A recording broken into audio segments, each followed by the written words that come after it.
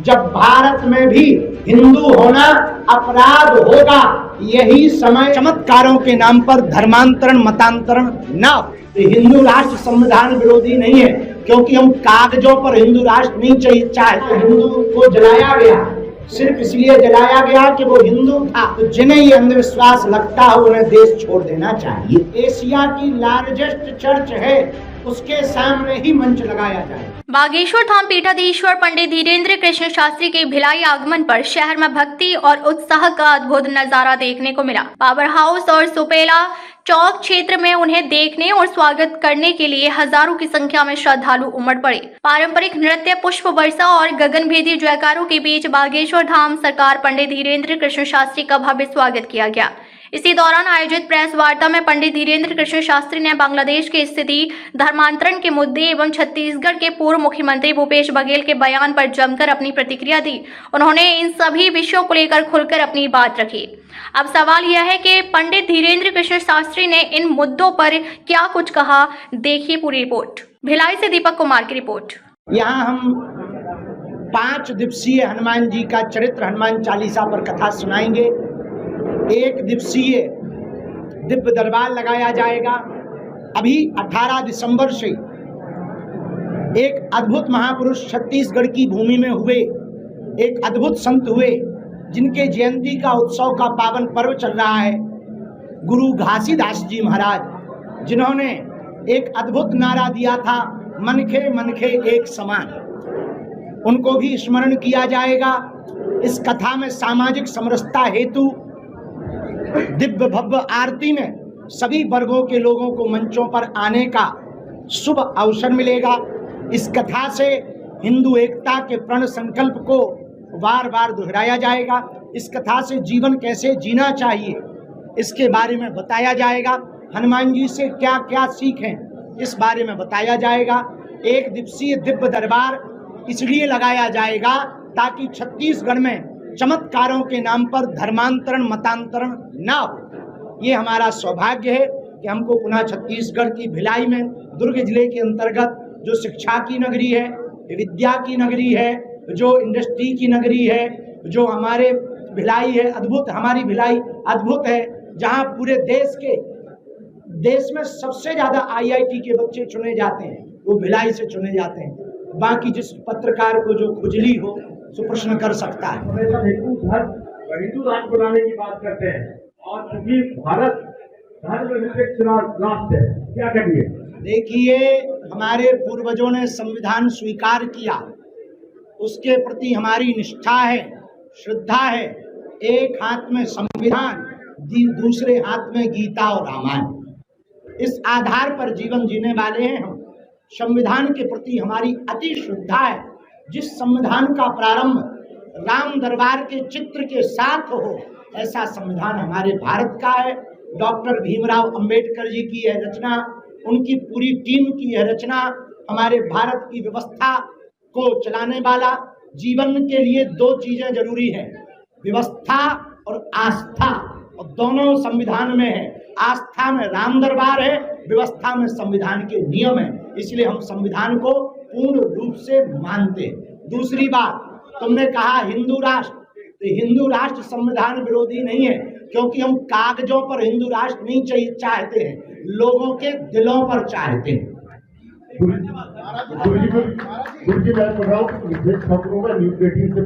जय हो। गुरु जी, जिस तरह से वक्फ बोर्ड का जो है दायरा बढ़ता जा रहा है, दखल बढ़ती जा रही है, क्या सनातन बोर्ड की स्थापना होना चाहिए? देखिए, सनातन बोर्ड की स्थापना हो तो बेहतर है, पर ना भी हो तो संविधान बोर्ड बंद हो, ये ज्यादा बेहतर है। यदि बांग्लादेश की हाँ सुनो, आप जवाब सुनो। यदि बांग्लादेश की जो करतूत अभी हुई है, 2 दिन पहले जिंदा हिंदू को जलाया गया, सिर्फ इसलिए जलाया गया कि वो हिंदू था। भारत में रहने वाले सनातनी, हमारी बात कान खोलकर सुन लो। जब बांग्लादेश में हिंदू होना गुनाह अपराध है, तो ये सोचनीय विषय है। वो दिन दूर नहीं जब भारत में भी हिंदू होना अपराध होगा। यही समय है, सही समय है, अभी समय है हिंदू एकता का और हिंदू राष्ट्र का। सीताराम साधु जी, सीताराम सीताराम। शास्त्री जी, साक्षी को पदयात्रा निकाला था वृंदावन तक, जी, वृंदावन तक। यूपी तक जी, पदयात्रा निकाला था हिंदू सनातन धर्म को एकता लाने के लिए, एक करने के लिए। आज भी अभी भी हिंदू धर्म में छुआछूत कितना देखा जा रहा है, आप आए दिन खबर देखते होंगे, तो कितना हिंदू एकता हुआ है और कितने एक हुए हैं, क्या अब आपके जैसे पढ़े लिखे लोग उस यात्रा में आते और जीवन में उतारते तो हमको ये लगता कि ज्यादा काम कर गए। और अभी भी सवाल बना हुआ है, ये हिंदुओं का दुर्भाग्य है। और जातीयवादी विचारधारा के लोगों को हम एक ही बात कहेंगे, देश की उन्नति जातवाद से नहीं राष्ट्रवाद से होगी। गुरु जी प्रणाम, मैं हितेश शर्मा बात कर गुरु जी प्रणाम, मैं हितेश शर्मा जी टीवी से, जी न्यूज से। गुरु जी, एक सवाल यह है कि छत्तीसगढ़ के पूर्व मुख्यमंत्री हैं भूपेश बघेल, कांग्रेस के बड़े नेता, उन्होंने सीधे तौर पे कहा कि बागेश्वर धाम वाले बाबा प्रदीप मिश्रा जी लोगों को बेवकूफ बनाते हैं। इसके अलावा उन्होंने यह भी कह दिया कि मुगलों के शासनकाल में हिंदू ज्यादा सुरक्षित थे वर्तमान समय में, और केवल हिंदू राष्ट्र होम प्रचार 3 बार सत्ता में बीजेपी आ गई। क्या कहेंगे इस पर? देखिए, नेताओं के बयानों पर हम जवाब नहीं देते क्योंकि हम नेता नहीं हैं, पर फिर भी हम एक बात जरूर कहना चाहेंगे कि हिंदू जोड़ना, हनुमान जी की भक्ति का प्रचार करना, राष्ट्रवाद के प्रति जगाना यदि अंधविश्वास है तो जिन्हें ये अंधविश्वास लगता है उन्हें देश छोड़ देना चाहिए। और हम फिर कहेंगे, हम किसी भी नेता के बयान पर प्रत्युत्तर नहीं देते। जो लाखों लोग बड़ा धर्मांतरण होने के बाद आपका परिवार टूट रहे, तो उनके लिए कैसे आप एकता में पिरोने का मंत्र देंगे? देखिए, अब वर्तमान में तो छत्तीसगढ़ का हिंदू जगने लगा है और हम छत्तीसगढ़ लगातार आ रहे हैं। कालांतर में सरगुजा जसपुर में कथा की जाएगी, जहां एशिया की लार्जेस्ट चर्च है उसके सामने ही मंच लगाया जाएगा। धर्मांतरण के कारण समझो, पहले 3 कारण हैं धर्मांतरण के। अशिक्षा के लिए शिक्षा की जागृति की आवश्यकता है, आर्थिक तंगी की निवृत्ति के लिए सामर्थ्यवान समर्थ हिंदुओं को, गरीब हिंदुओं को गोद लेकर, गांव को गोद लेकर उनकी मदद करनी चाहिए। और अंधविश्वास के लिए तो हम बैठे ही हैं, तब तक दरबार लगाएंगे जब तक लोगों का भरोसा हनुमान जी के प्रति दृढ़ नहीं हो जाता। जगहों की तैयारियां प्रारंभ हो गई हैं, कहाँ होगी, कब होगी, इसकी सूचना आगे दी जाएगी।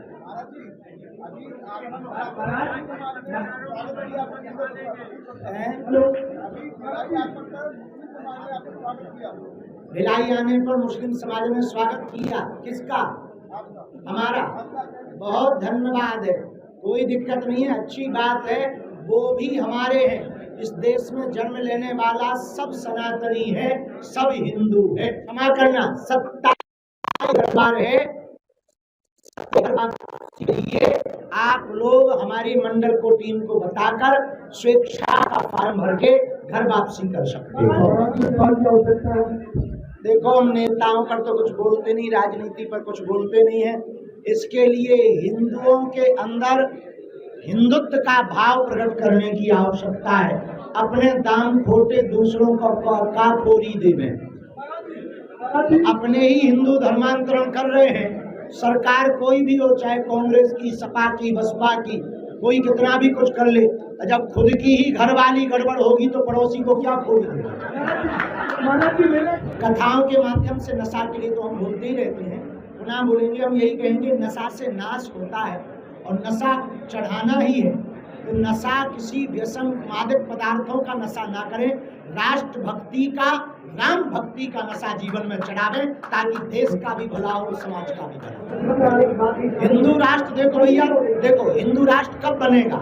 जब गाय माता बचेगी, गौ माता राष्ट्र माता होगी, तभी भारत हिंदू राष्ट्र होगा। व्यवस्था प्रशासन के ही दम पर चलते हैं कि आप अपने दम पर भी चलते हैं? हम बजरंगबली के दम पर चलते हैं,